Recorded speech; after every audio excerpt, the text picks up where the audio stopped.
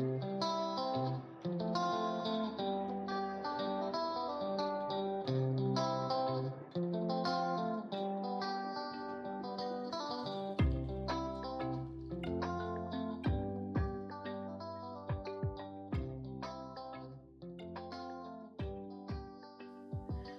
a todos, espero que estejam bem. Obrigada por estarem aí desse lado. Hoje temos a agradecer muito à Turnit, um projeto profissional da Margarida que junta o Health Coaching com a psicologia e que neste projeto já vamos perceber melhor também, mas este projeto o que tenta mostrar é que nós não somos só infertilidade, ou seja, quem sofre e está a passar por uma fase de infertilidade, que não consegue engravidar, não é só isso. É que a vida não pode ser constantemente à espera da próxima consulta, da procura de um próximo tratamento, e que nesse processo que acontece, que existe, muitas vezes esquecemos de tudo o resto, de todas as coisas que nós temos, da nossa profissão, dos nossos amigos, dos nossos hobbies, daquilo que somos. E por isso este projeto é muito giro, é diferenciador nesse sentido, porque aborda a infertilidade, mas faz com que as pessoas que estão a passar por isso também sintam que não são só isso, são muito mais do que isso, e por isso eu acho que é muito importante. Vejam este projeto, sigam a página também e o site, vão estar todas as informações no YouTube e nos nossos Instagrams e a passar também durante esta conversa. E muito, muito obrigada por terem apoiado este projeto. Eu vou estar a entrevistar a Margarida, que é a dona da Turnit, e é quem dá a cara e que é quem está a criar todo este projeto, muito a pensar em quem está desse lado, porque também ela passou por um processo que vão ficar a conhecer e por isso quer ajudar outras pessoas, e decidiu também patrocinar e dar a voz aqui nas páginas com graça. Por isso, vejam, conheçam quem está a passar por isso, procure, fale também com a Margarida, e também quem não está, veja, porque às vezes nós que estamos de fora também somos muito importantes para quebrar esta coisa de que a pessoa X não é a pessoa que está infértil, que não consegue ter filhos. Não, a pessoa X é muita coisa e por acaso está a passar por um momento de infertilidade em que não está a conseguir ter filhos. Muito obrigada por teres cá hoje. Uau! Grande introdução. Margarida. Mesmo, não sei se expliquei bem. Muito bem, obrigada. Sim. Mas expliquei bem mesmo. Foi porque também me explicaste bem, e porque também me faz muito sentido. Acho que há, como estávamos a falar aqui em off, há muitos projetos, há pessoas cada vez mais a dar a cara e a quererem criar e chegar a outras pessoas e ajudar, mas de facto nunca tinha visto de uma maneira tão direta o não somos só infertilidade, que acontece muito, já vamos ver. Mas antes, e porque estás aqui, também tens uma história muito ligada à infertilidade e ao, se calhar, a possibilidade de não ser mãe. Vamos fazer um bocadinho a tua história. Como é que foi a tua infância, Margarida? Então, eu tive uma infância super feliz, super alegre, com tudo aquilo que uma criança pode desejar, nunca me faltou nada. E nesse sentido eu acho que fui uma privilegiada, e portanto aí tudo ok. Só quando chegaram a pré-adolescência, quando chegou a pré-adolescência, aí aos 12 anos, é que as coisas começaram assim um bocado a complicar-se. Pronto, aconteceu o divórcio dos meus pais e descobri de facto este diagnóstico deste síndrome, que é o Turner, síndrome de Turner, que basicamente as mulheres têm todas o cromossoma sexual X, com 2X, e no meu caso só tenho um X, portanto o segundo X não existe. E foi um processo de descoberta nessa altura, com várias características físicas que se notavam na altura e que no fundo alertaram os meus pais, mais a minha mãe, que eram para quais? A baixa estatura. Eu era muito baixinha, sempre fui tipo a mais pequenina, e outras coisas, não é? Tipo, tipo, que acontece mais ou menos nessa altura a todas as raparigas, não é? E que a mim não aconteceu, não é? Portanto, aí há alguns sinais de alerta e nesse sentido fomos à procura do que era e então descobrimos o síndrome de Turner. Que na altura impactou-me, porque eu sempre quis ser mãe. Eu era nessa altura, já gostava imenso de crianças, tinha primos pequeninos, pegava-lhes ao colo, dava-lhes os biberons, essas coisas todas, portanto sempre fui assim muito maternal e obviamente com o crescer da idade ainda mais, não é? Portanto fiz imenso babysitting. Mesmo a nível profissional, os meus 2 primeiros trabalhos tinham a ver com crianças, portanto eu trabalhei no Instituto de Apoio à Criança e no Helen Keller, portanto, tudo a ver com este tema, não é? Coincidência ou não é? Mas sempre tive esse desejo, não é? Sempre quis ser mãe, não sabia como, não sabia onde, era tudo uma grande incógnita, porque obviamente após ter sido operada aos ovários e sem o órgão reprodutor feminino é um bocado complicado esperar pelo milagre, embora me tenham sugerido isso. E foste operada com 12 anos, Sim. Ou seja, isto, aos 12 anos percebeste logo que podia ser muito difícil seres mãe, ou nem te passava... Sim, eu percebi logo, eu sempre fui muito perspicaz, e a minha mãe quando me contou e me falou sobre o síndrome, tentou um bocadinho o eufemismo, não é? Olha, e eu disse logo, ok, mas então se eu não tenho ovários, como é que eu vou ser mãe? Não é? Eu percebi logo, entendi logo na altura. E então, obviamente, na altura foi um grande choque, mas ao mesmo tempo era um pouco, ok, vamos esperar. Eu tenho 12 anos, ou tenho 18 anos, ou tenho 14 anos, ou tenho 15 anos. Nessa altura, nessa fase, era ok, vamos ver. A medicina está a evoluir, eu ia vendo algumas coisas que iam aparecendo. Olha, se calhar na altura pode ser que haja uma nova técnica, qualquer coisa. Portanto, havia assim sempre um rasgo de esperança. Não sabia como, não sabia o quê, não sabia o que é que ia aparecer, mas era sempre algo que estava no anterior, não é? No background da minha cabeça e que sempre era um ponto de interrogação e que me angustiava algumas vezes e algumas fases. Pronto, e é isso sem tratamentos, ou seja, foste para a operação e tua mãe contou-me que, miúda, não é? Que as enfermeiras estavam muito queridas a dizer, agora vamos, antes de pôr o soro, ou antes de vamos ver o que é que está aí dentro. E que tu, muito sério, disseste, não vamos ver nada o que é que está aqui dentro, vamos tirar os meus ovários. Sim, claro, é uma miúda, não é? 14 anos, eu hoje em dia, obviamente, percebo algumas coisas, alguns comentários que eu ouvia, que na altura não me faziam sentido nenhum, era do género, ok, tipo... Isto vai acontecer, não há como dar a volta nem há como florear a coisa, não é? É mau, não é? Mas vamos ver então, vamos ultrapassar e vamos ver o que é que vem daí. E a minha mãe deu-me sempre muita força também. Eu acho que ela foi ali um elemento super importante, porque os adultos, quando nós somos crianças, os adultos ficam todos muito aflitos à nossa volta a ver como é que nós estamos a reagir ou como é que estamos não sei o quê, e ficam muito aflitos e nessa aflição, não é?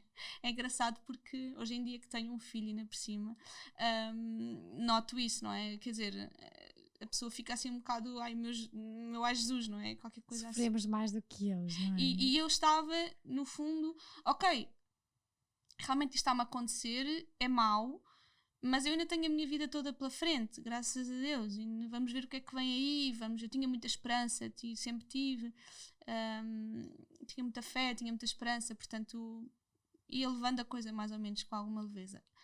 E depois da operação tiveste que fazer alguns tratamentos, alguma coisa, ou foi...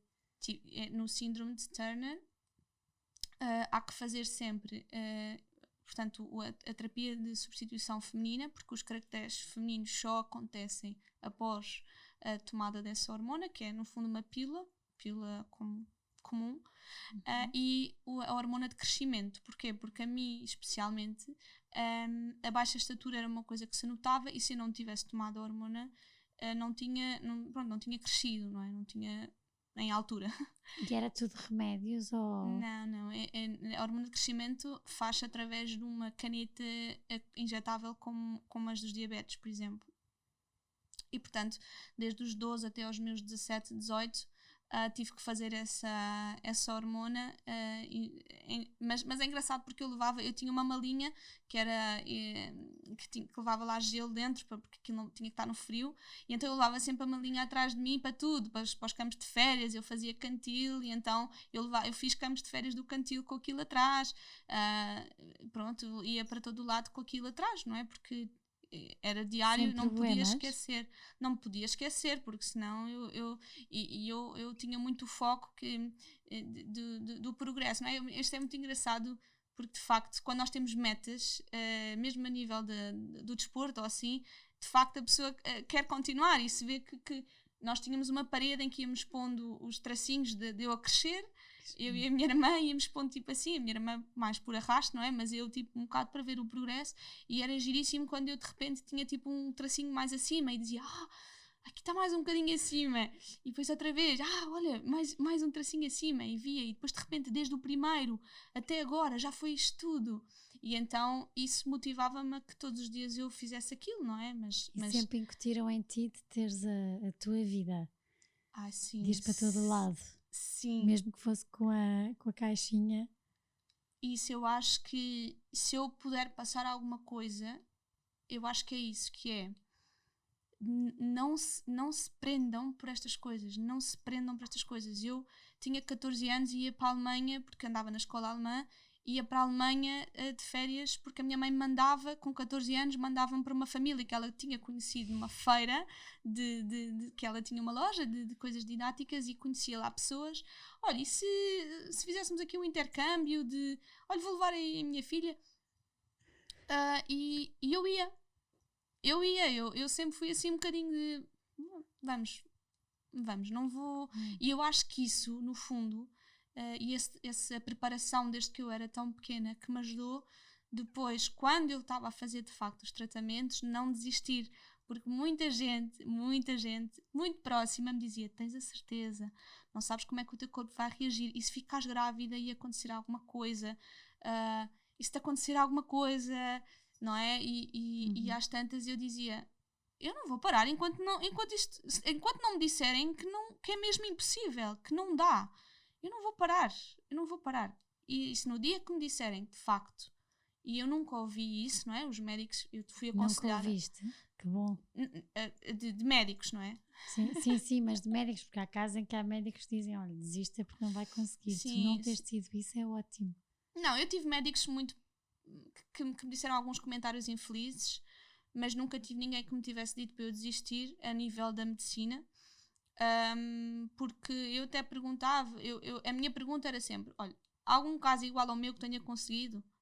E tive a sorte de facto, quando fomos para a clínica onde eu fiz o tratamento, a médica era uma médica italiana e também exatamente igual a mim, super pragmática, tipo pão, queijo. Olha, só te vamos poder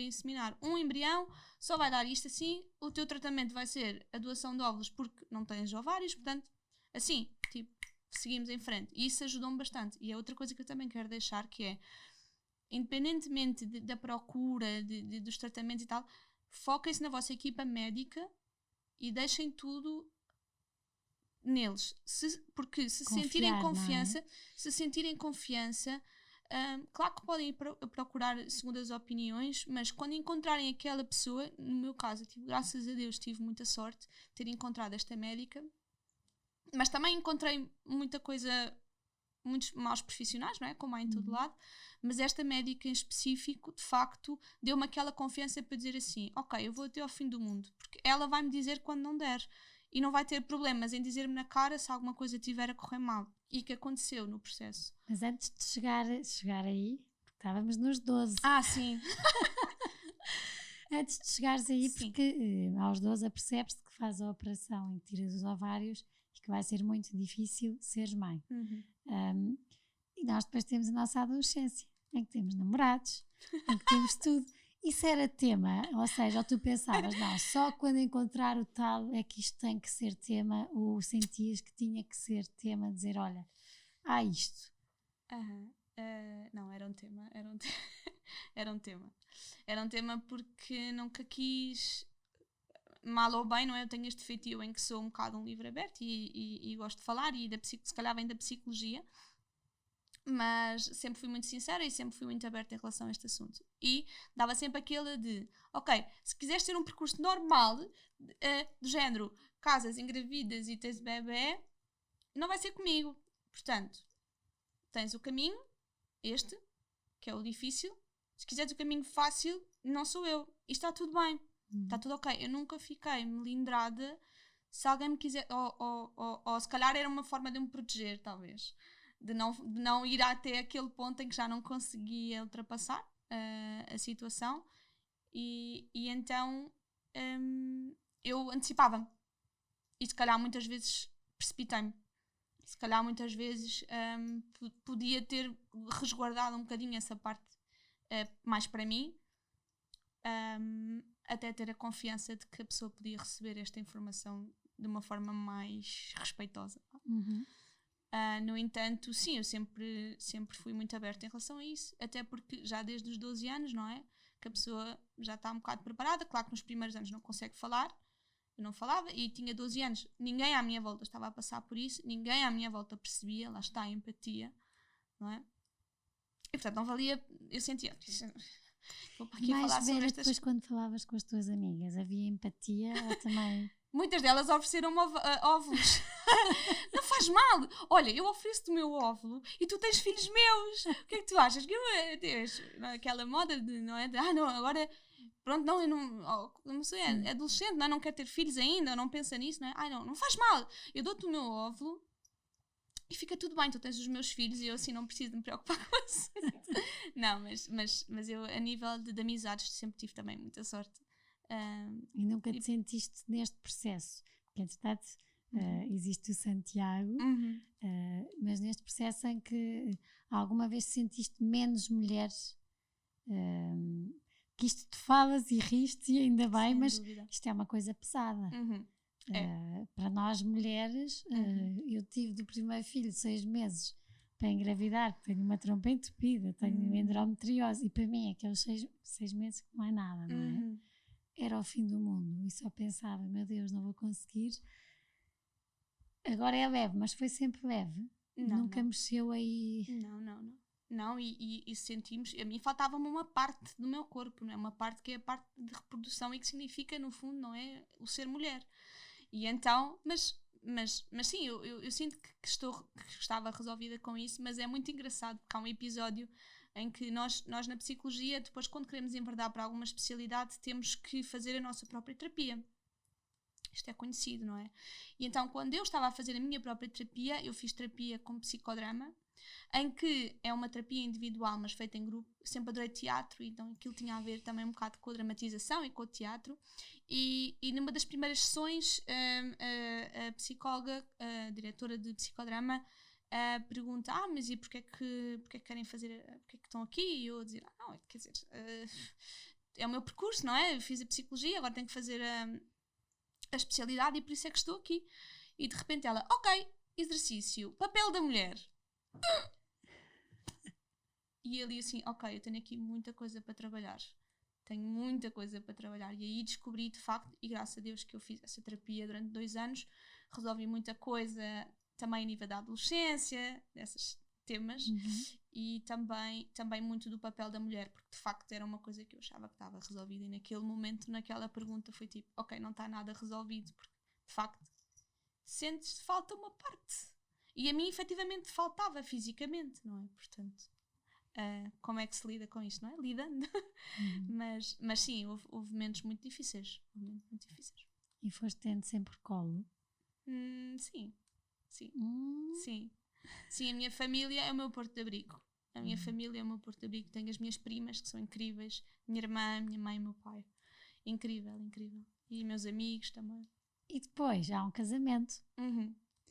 Ciente já do que é que vinha aí. Os dois.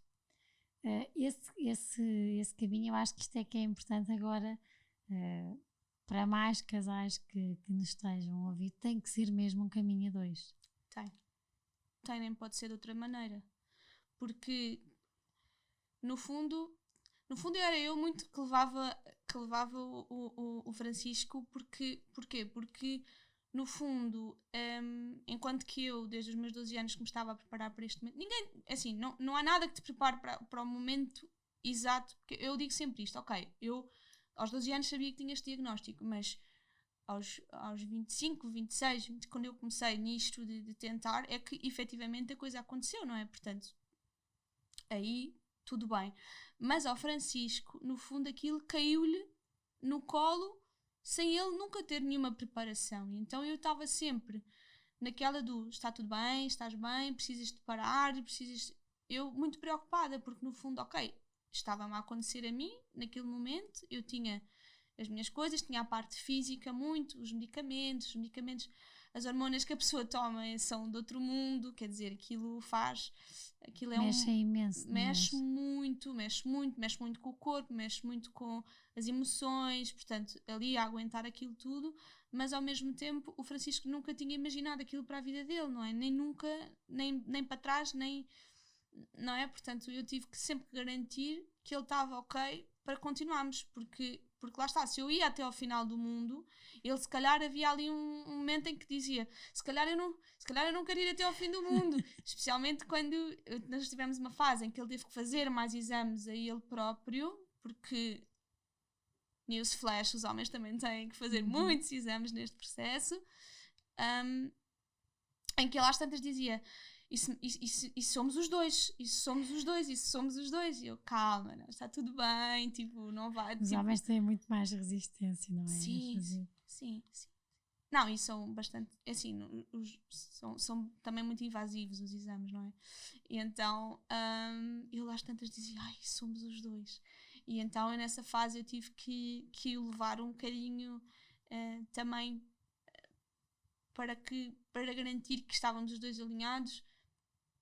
Muito diálogo, nós, graças a Deus, tipo, sempre fomos muito frontais, sempre contámos tudo, sempre fomos muito frontais. Alguma vez com apoio de psicologia ou não? São os dois. E aí entra o meu projeto. Boa. Fiamos. Exatamente, porque eu, mal ou bem, não é? Porque sou psicóloga, porque fiz a minha terapia, consegui lidar com a coisa muito bem, mas eu, em momento algum, senti este apoio, e por isso é que eu criei o projeto, porque eu senti que era uma lacuna neste processo. Eu senti que era uma lacuna no sentido em que, de facto, a pessoa só se apercebe, só cai na real quando acaba tudo e a pessoa pensa no processo para trás, não é? Portanto, a pessoa durante parece que tem tanta coisa que se sente abrumada, não é, com tudo aquilo que está a acontecer, e se calhar não pensa nesse aspecto em específico, e por isso é que eu estou aqui para dizer, calma, malta, há isto que é preciso olhar, e de facto foi por isso que eu criei o meu projeto, porque senti no processo que de facto não houve ninguém que me tivesse dito, olha, tens certeza que não queres algumas consultas de psicologia ou algumas consultas para ver se está tudo bem com as tuas emoções e com aquilo que estás a sentir neste processo? Então eu senti que não, eu vou ser esta pessoa porque está a faltar. E falta mesmo, eu acho, porque é um tema que não é falado. Não me digam ainda que é falado. Não é falado. Não é. As pessoas que sofrem, que estão a passar por infertilidade e que estão em processos e que estão a fazer FIVs e que estão a fazer imensos tratamentos, vivem sozinhas. Vivem. Em casal, sem falar, e o que eu sinto muito é isto, é uma bomba relógio.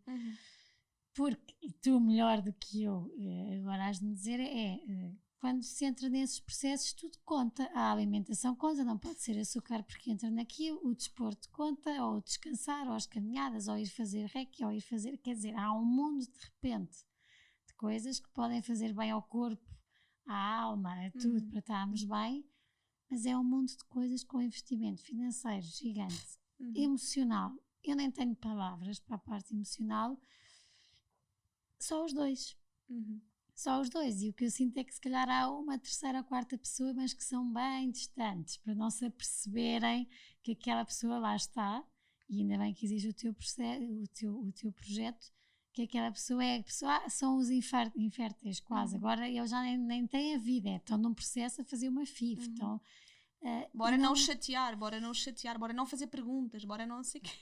Então é uma pressão muito grande, que eu acho que essa pressão, e sou leiga nisso, mas também não deve fazer bem. E esse apoio psicológico, lá está, porque as mulheres normalmente sentem muito mais e querem muito mais, e o homem claro que quer, mas quer dizer, é tudo muito mais no nosso corpo. Entre casal, existir aqui assim alguma parte porque devem ter dias muito bons, dias em que já nem acreditam, e só os dois, isto qualquer dia Sim. rebenta, não é? É um processo muito duro psicologicamente, sem qualquer apoio. Eu acho que às tantas é preciso ter ali, ter uma margarida. Sim, eu gosto muito de acreditar que sim.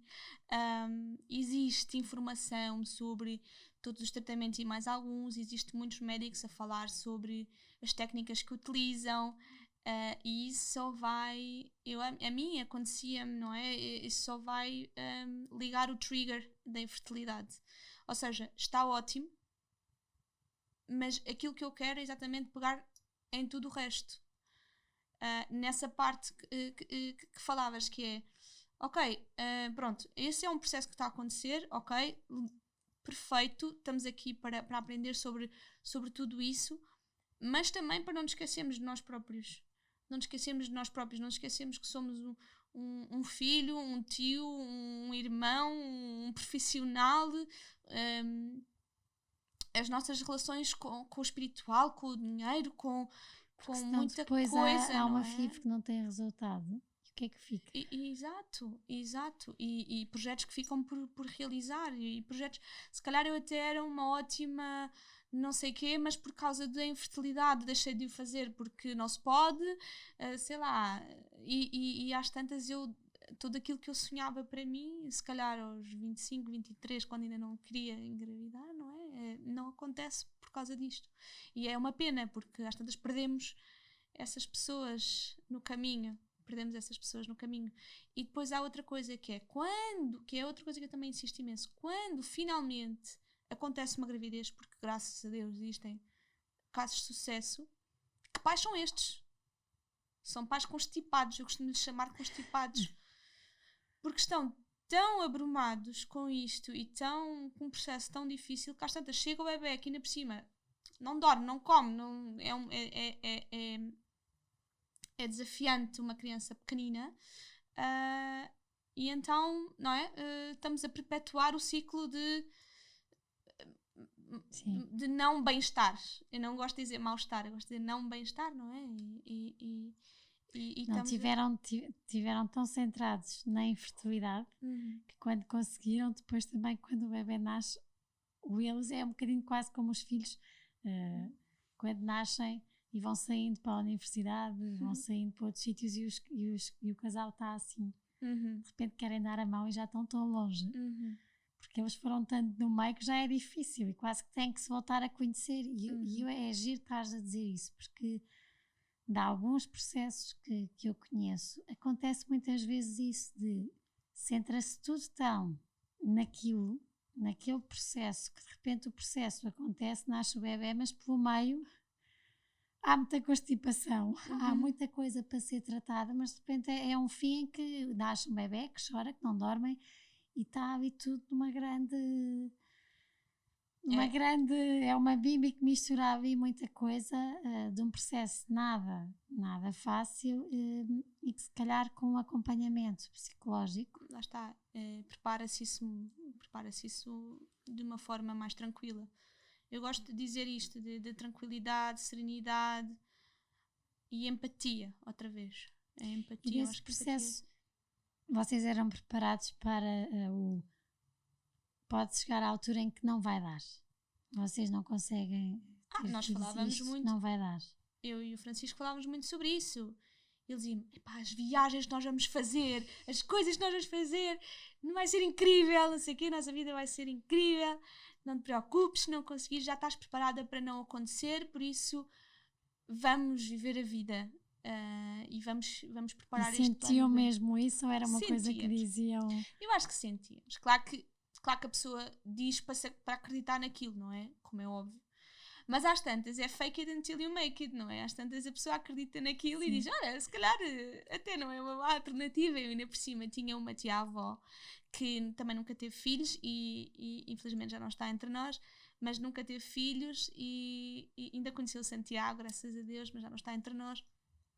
E eu via muito, e que até o ano em que saiu das nossas vidas, não era capaz de falar sobre isto, ou seja, ela viveu a vida toda com este peso na vida dela, mas ao mesmo tempo era de uma leveza e de uma aceitação, e eles os dois que morreram com um mês de antecedência, que nós achávamos que ia acontecer, mas achávamos tipo, ok, quando for um vai outro, mas na brincadeira.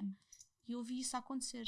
Ainda por cima, o meu tio era bem mais velho que a minha tia e ela foi antes, porque eu acho que ela não ia aguentar perdê-lo primeiro. E então pregou-nos assim uma partida e foi ela primeiro. Nós era muito preocupados com ele. E eu olhar para a vida dela e tinha alguma esperança, não é? Disto que o Francisco me dizia, de olha, vai ser incrível. E de facto olhava para o tio Zé Carlos e para a tia João e pensava, realmente a vida deles foi incrível. Nunca tiveram a casa vazia. Eles tinham uma casa enorme e nunca tiveram a casa vazia. Tinham sempre alguém a dormir lá em casa, sempre alguém a pernoitar. Tinham sempre jantar, almoço para nós. Quer cá almoçar. Conseguiram dar graça à vida sem estarem focados na infertilidade. Completamente. E depois era muito bonito, porque nada, e eu acho que aprendi muito com eles, que era nada é tão mau. Nada é tão mau. E então era do género, deixa lá. Está tudo bem. E aceitaram, não é? E eu fui beber muito disso. E de facto, ou seja, claro que eu sempre quis ser mãe e nunca não iria desistir do sonho até me dizerem que de facto não ia dar, mas ao mesmo tempo sim, eu acho que não era irreal eu imaginar-me. Eu acho que sim, eu acredito mesmo que sim. A acompanhar, eu também. Digo-te, todas as pessoas que comentam comigo que estão a passar este processo, a primeira coisa que eu digo é procurem uma psicóloga. Procurem uma psicóloga os dois, falem ou com alguém, porque é muita coisa.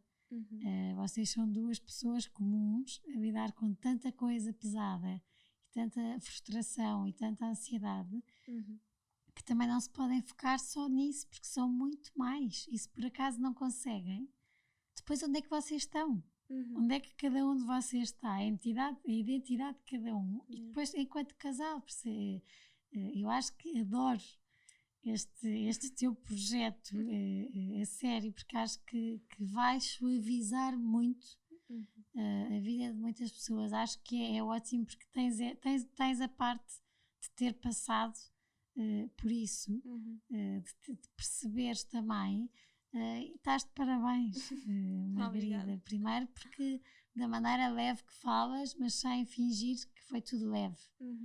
É mostrar que é pesado, e depois, ainda com isso, conseguiste fazer uma coisa que te vai realizar profissionalmente, mas que vais ajudar mesmo pessoas. Sim, eu acredito mesmo que sim, e acredito que lá está, a empatia salva, eu acho que é muito por aí. Eu acho que é o que estavas a dizer e que dizemos sempre: se num grupo 10 amigas souberem que aquelas 3 também estão a passar ou por um aborto, é tão mais leve nós sabermos identificar-nos e conseguirmos o tal colo e percebermos que não somos uns aliens que estão aqui, que estamos a passar por aquilo, e que há mais pessoas. Sim. Acho que é muito importante existirem vozes como tu, mas tem que salientar mais mesmo isto e convidar a verem o projeto, não só a verem, a serem clientes. Não sei se é clientes, se é pacientes. Sim, agora há uma confusão, não é? Mas a serem, porque de facto há muita coisa que tem que se, nestes processos, que tem que se procurar, que tem que se.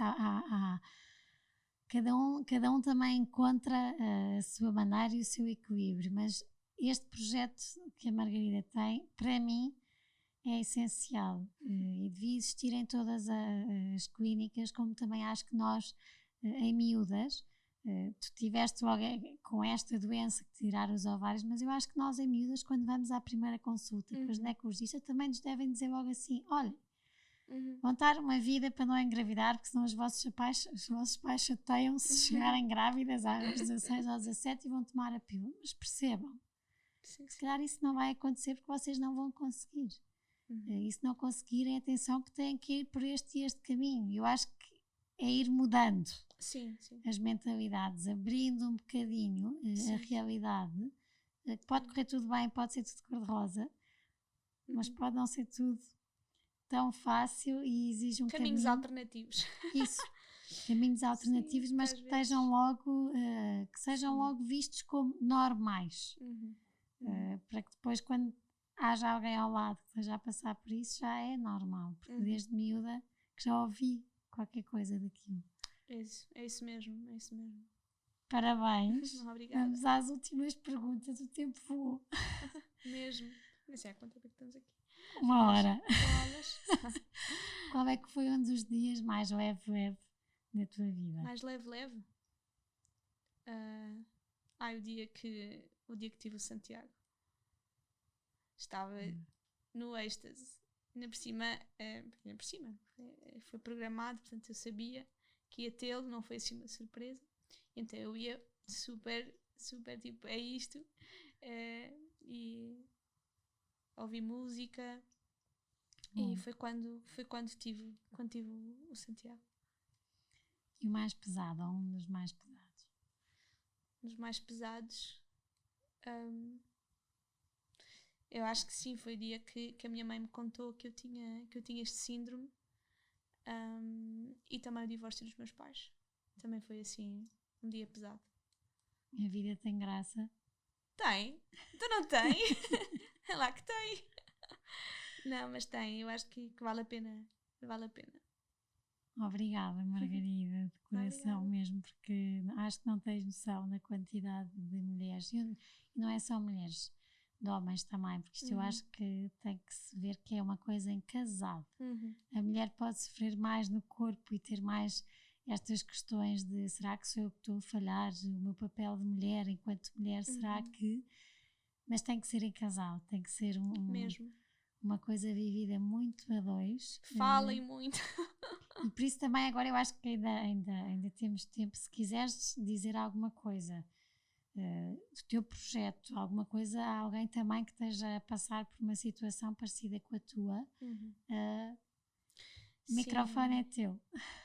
Sim, eu acho que lá está, uma equipa médica forte que vos aconselhe, em que vocês consigam pôr assim tudo na mesa sem dúvida nenhuma, sem que haja ali uma hesitação, portanto alguém que seja claro e conciso. Isto, lá está, que eu gostaria para mim, que eu gostaria que acontecesse. O diálogo, conversar, é difícil, não vai haver vontade de falar sobre isto, não vai haver vontade porque bolas, mas falem, obriguem-se a falar, diálogo, conversem e procurem aquilo que são sem serem férteis. Boa, procurem-te a ti para ajudar. Exatamente, estou aqui para o que der e vier e para vos acompanhar nas vossas decisões, e mesmo se a decisão não passar por ter um bebê, está tudo bem, temos aqui outras decisões a tomar e eu posso ajudar nisso também. Sabes que eu acho que, mesmo a terminar, eu acho que quando o casal e principalmente a mulher percebe que não é só infertilidade, muitas vezes é quando depois as coisas acontecem. Sim. Porque desligam o chip, começam a apostar nelas, começam a olhar para outras coisas. Sem dúvida. Não acontece sempre, mas há muitos casos assim, é verdade. Por isso, não prometo gravidez, mas poderão acontecer. Muito obrigada, Margarida. Obrigada a todos por estarem deste lado.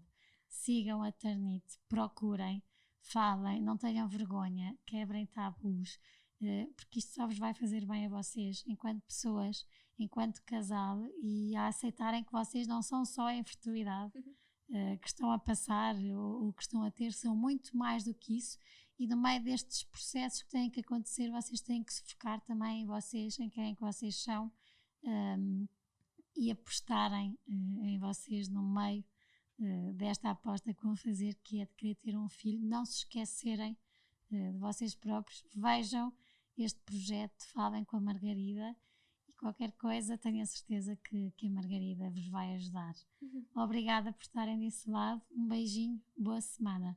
Obrigada.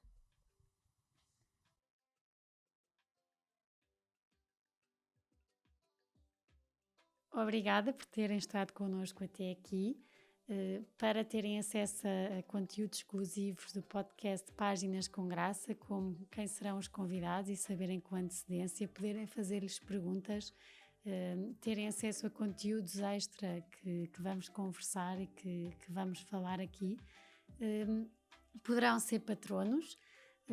A descrição está no perfil, como poderão e como poderão sê-lo, e será sem dúvida uma mais-valia e um grande apoio para este projeto que eu acredito e que acho que os meus convidados também gostam e que irá contar muitas histórias e que, claro, que se tiver a vossa ajuda e o vosso apoio poderemos continuar a conversar mais e a deixar capítulos e livros contados.